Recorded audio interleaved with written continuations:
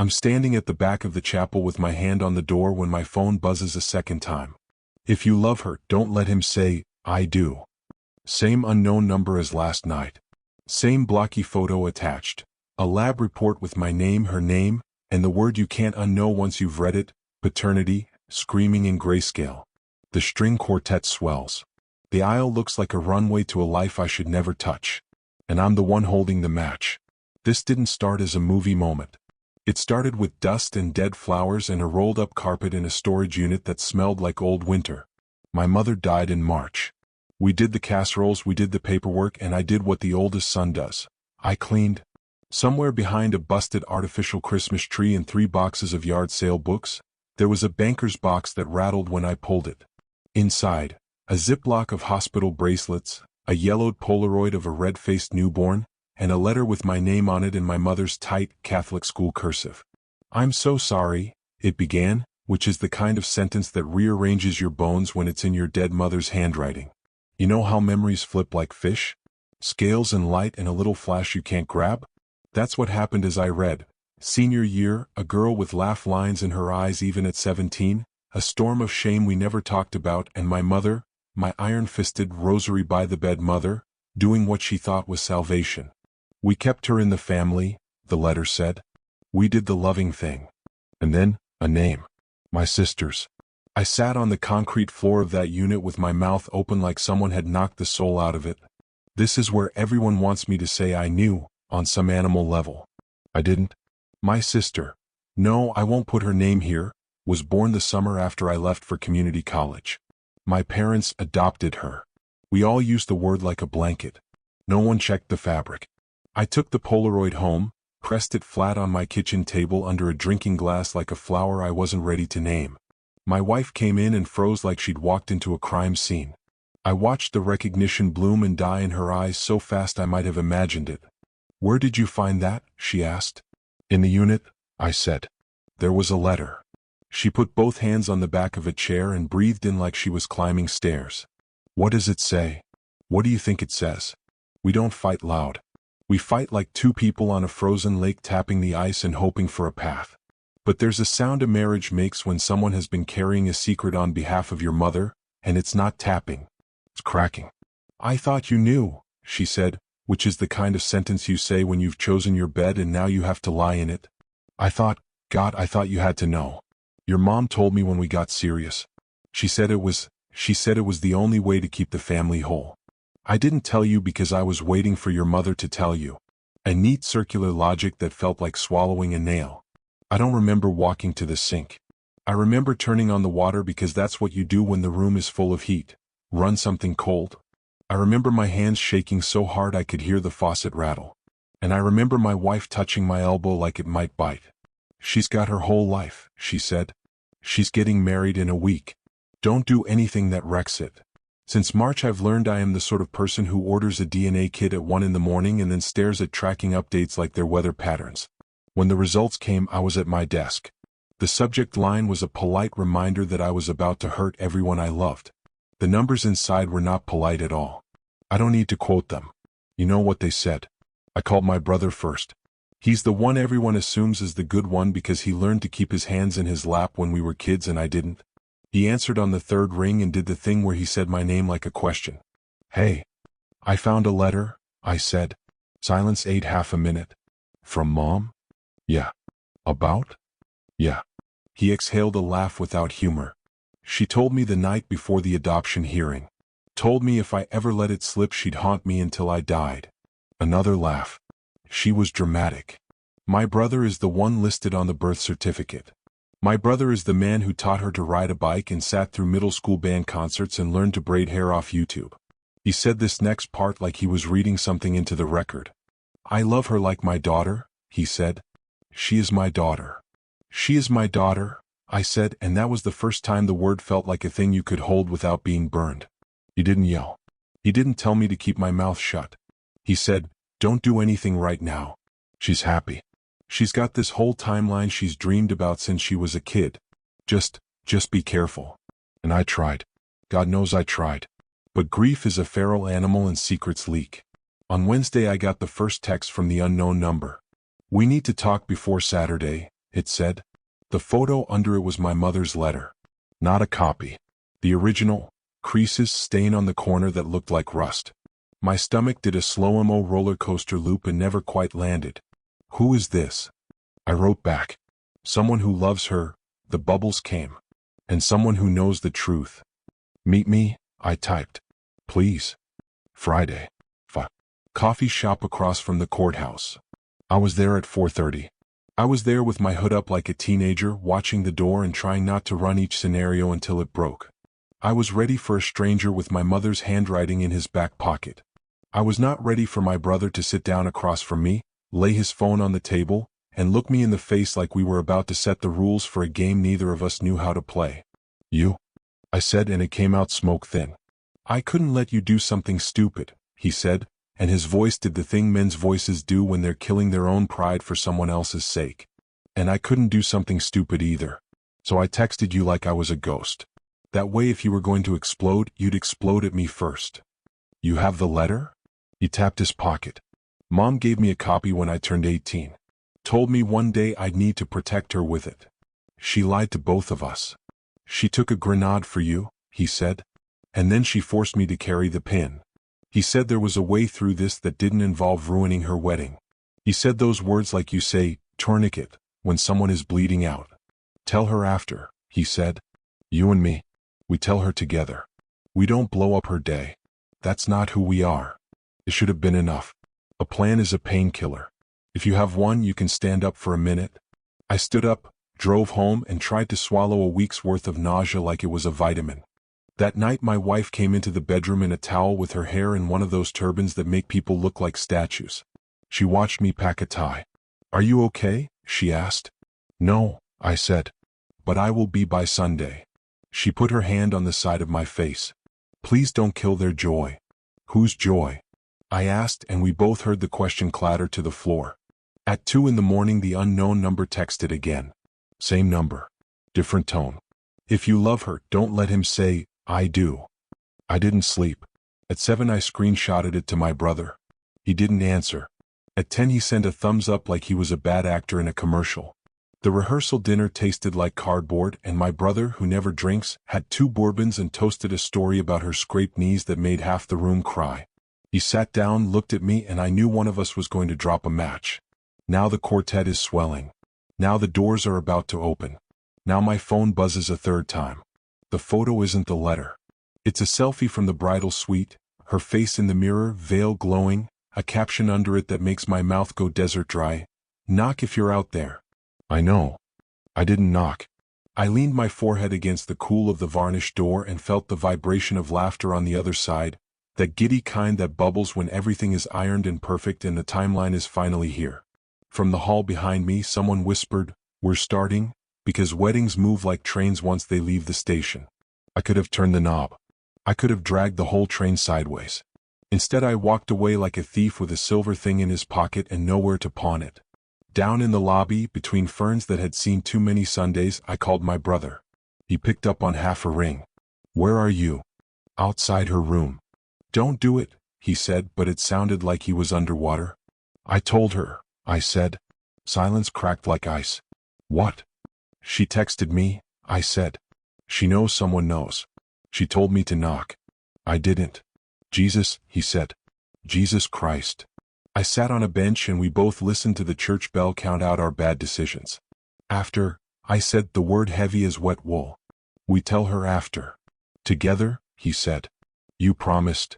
She deserves both of us, I said. She always did.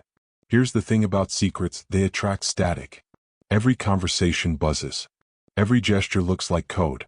At the back of the sanctuary my wife found me and laced our fingers like she was threading 2 ropes together. Your tie is crooked, she said, which is how you tell a man to fix his face without saying it.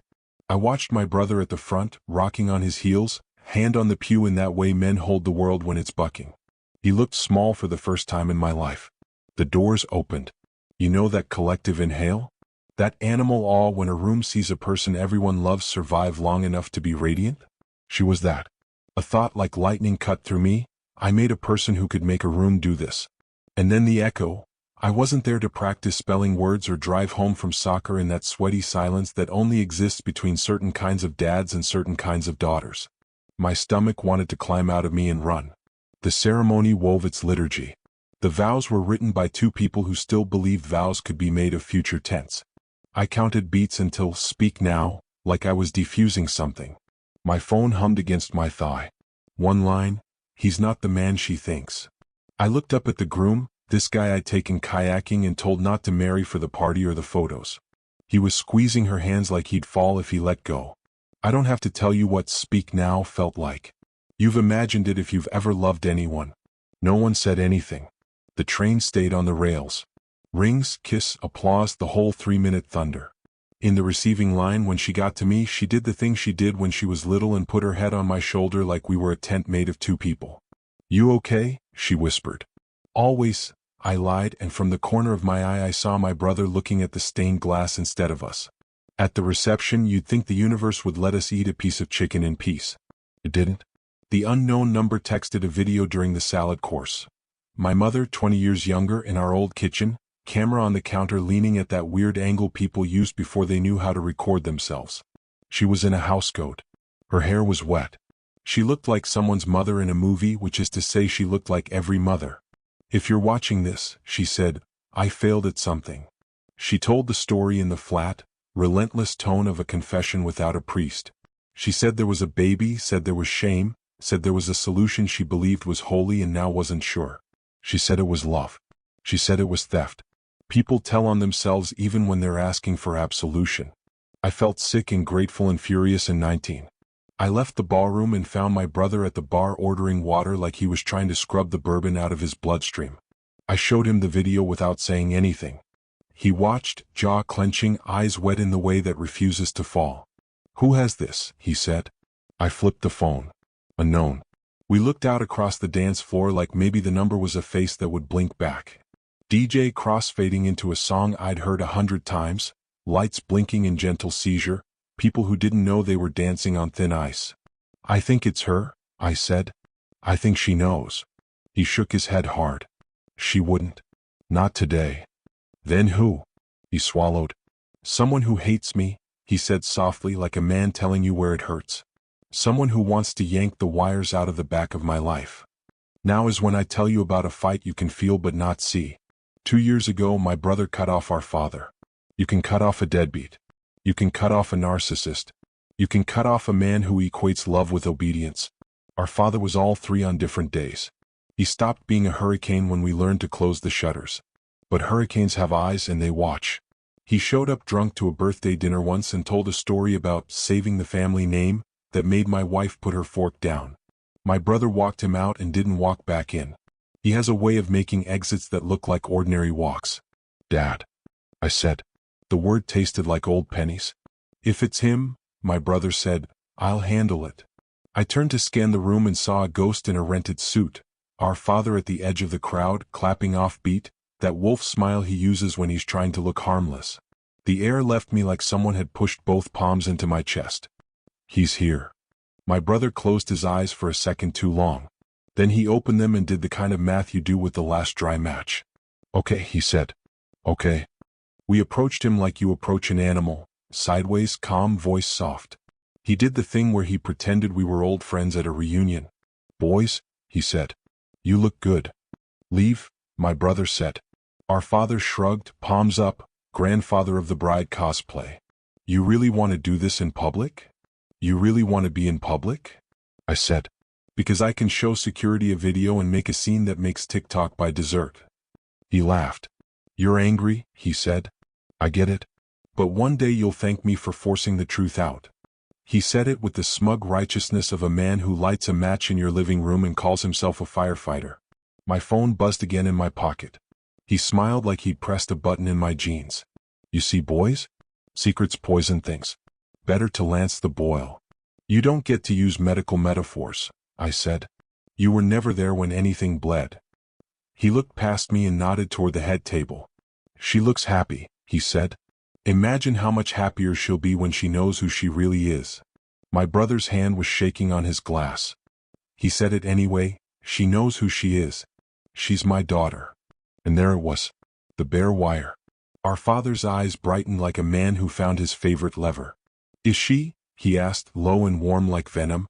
Or have you been play-acting so long you forgot your lines? I don't remember grabbing his elbow. I remember the tiny flinch in his skin, the way a snake moves when you lift it with a stick. If you send one more text, I said, I will drag you out of here by your lapels. If you send the video to her, to anyone, I will make sure you never see another family event sober or otherwise. Do you understand me? He looked at my hand, then up at me. You think I sent that? Sweetheart, I don't need phones to ruin you. All I have to do is talk to the right person for 30 seconds. That's when I saw the groom's mother across the room, eyes like little axes, watching us like she was following subtitles. Every family brings its own storm to a wedding. Hers is control. She has the posture of a woman who can make a caterer cry with a single finger. And then she smiled. The kind of smile you give before you pull a plug. Do not, my brother said under his breath. She touched a knife against a champagne flute and the room chimed itself silent. Before we cut the cake, she sang in that voice people use when they're about to perform guilt as etiquette, a few words. I felt my brother brace beside me like a man about to catch something heavy. My phone buzzed again. If you won't, I will. The attached file loaded slowly, painfully like a countdown. The first frame was my mother in her housecoat. The second was her mouth forming my name. I don't remember crossing the floor, only the feeling of pushing through a moving, warm wall of people. My brother and I stepped up as the groom's mother raised her glass, and for 1 second the three of us were a Greek chorus no one asked for. We actually had a little video planned, she cooed, and the DJ's assistant, some poor college kid with headphones like earmuffs, fumbled with an HDMI cable that suddenly felt like a fuse snaking across the carpet. New plan, I said too pleasantly, like my smile had been printed by a bad 3D printer. I put my hand over the microphone like a man palming a coin. Just 30 seconds, I said into her ear, and I don't know what she saw in my face but she lowered the glass. We are not heroes. We are not men who execute perfect interventions in rooms full of crystal and linen without breaking anything. But sometimes the moment puts a key in your hand and you have to choose which door to open. I looked at my brother and he nodded. We did not have words. We had an understanding that felt like two last raindrops hitting the same ledge. I took the mic. I heard my voice through the speakers and it sounded like a stranger with my throat. Hi, I said to 200 people. I'm going to make a mess and then I'm going to clean it up. Laughter, relief, the room's nervous system settling into what it thought was a joke. I'm going to ask for a private minute with the bride and her dad. The real one and the other real one. Silence is a creature. You can feel it lean in. Heads turned slowly toward my brother. He didn't move. The groom's mother blinked, her smile becoming a straight, hard line. Our father backed into the shadow of a pillar like light hurts him, which it does. I looked at the DJ kit. Hit pause for 10, I said. He did, because no one tells teenagers they have absolute power until it's too late. The room swelled with the sound of humans without a soundtrack. I gestured to my daughter. She put down her fork and stood. The groom stood too, bewildered. Just us, I said to him, and there was something in my voice that made him sit down like a man who suddenly trusts gravity again more than charisma. We walked to the side hallway, the one with the framed photos of past weddings, faces of strangers locked in eternal cake cutting. In that narrow corridor, with the smell of dishwashers and the hum of an ice machine, she looked at me like the floor had fallen at a clean angle. What's happening? She asked. I looked at my brother. He shook his head, not a no but a bracing. Honey, he said, voice already shredded. I need you to know something and I need you to hear it as love before you hear it as anything else. Is someone sick? She asked, which told me the animal in her was trying to identify the hunter. I said it. It came out quiet. I'm your biological father. The world didn't end. The lights didn't blow. She didn't faint into cinematic arms. She did something worse. She stepped back like we'd lunged. Her hands were up defensively and empty and so young. What? My brother closed his eyes like he was trying to find a page number in a book he'd lost. We adopted you, he said.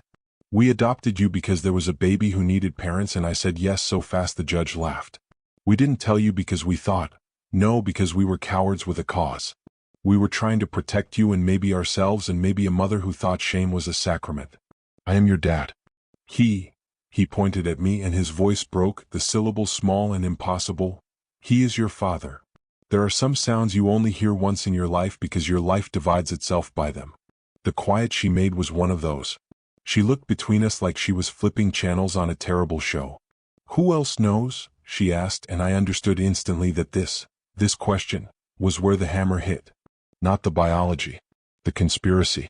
"Mom knew," I said, meaning my wife, hating the sentence as it left me. "Grandma knew," meaning my mother, afraid to say the dead aloud in case they rose. I couldn't say grandfather about the man in the rented suit. He thinks he knows everything. And him? She flicked her eyes toward the ballroom, toward the man who had just married the version of her he thought he knew.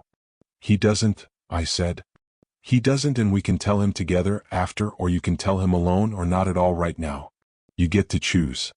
Tears came slow, not movie tears but the stubborn human ones that fight the body.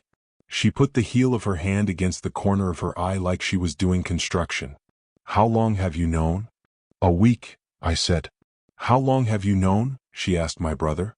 22 years, he said, and the sound she made then wasn't quiet. It was a hollow thing, a bell rung in a burned church. She turned her back to us and leaned her forehead on the framed photo of some strangers cutting some cake 15 Junes ago. I wanted to ask what she was seeing. The shoes she wore when she learned to walk.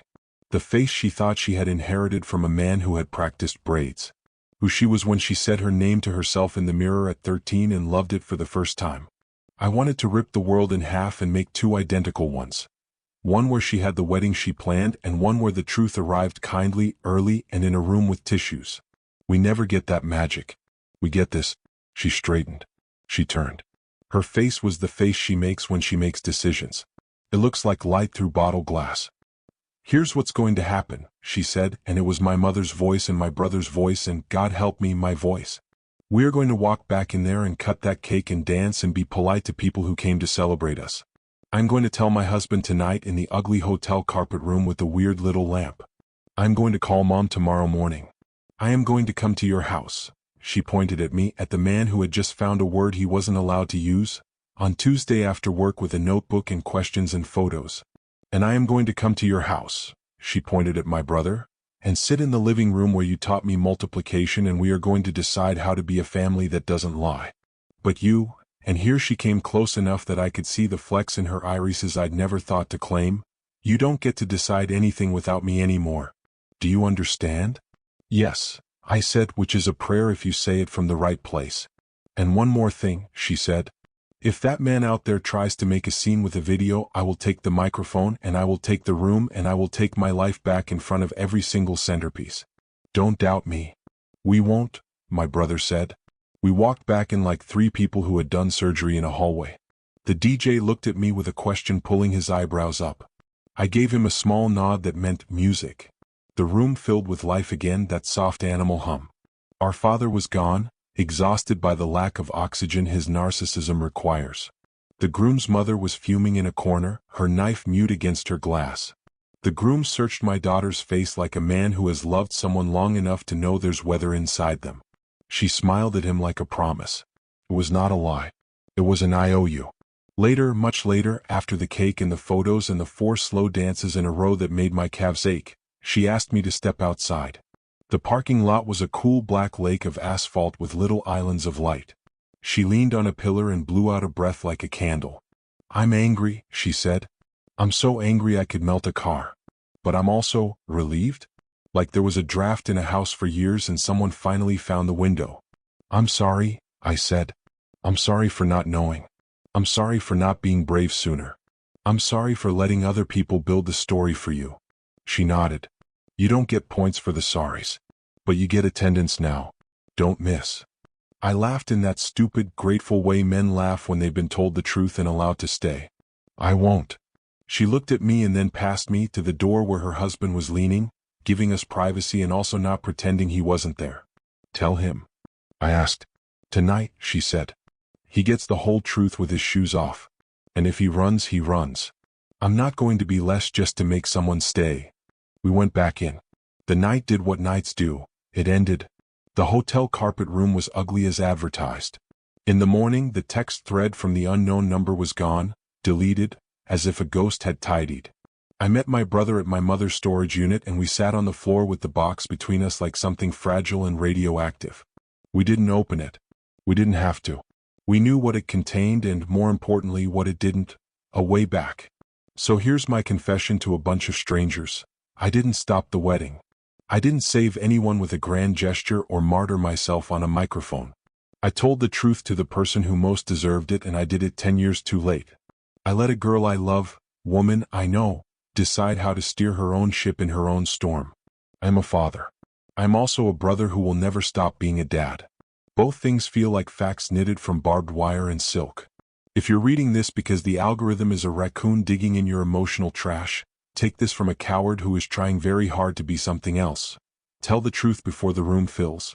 Tell it at the kitchen table with a bad overhead light and the dog begging at your knee. Tell it when it can heal instead of when it can only sharpen. And if someone imposes silence on you in the name of love, remember that real love doesn't gag you. It sits beside you and helps you carry the words into the world even when your hands shake. There's no tidy bow. Tuesday is coming with its notebook and its questions. There will be photos on the table and I will tell stories with holes in them where I wasn't. I will say, I don't know when I don't. I will say, I'm sorry, when apology is the only tool that fits. And when she calls me by my name, whatever name she chooses, I will answer like a man who has finally been given his role and intends to play it without pretending the script was perfect. Because it wasn't. But it's ours now. And that has to be enough.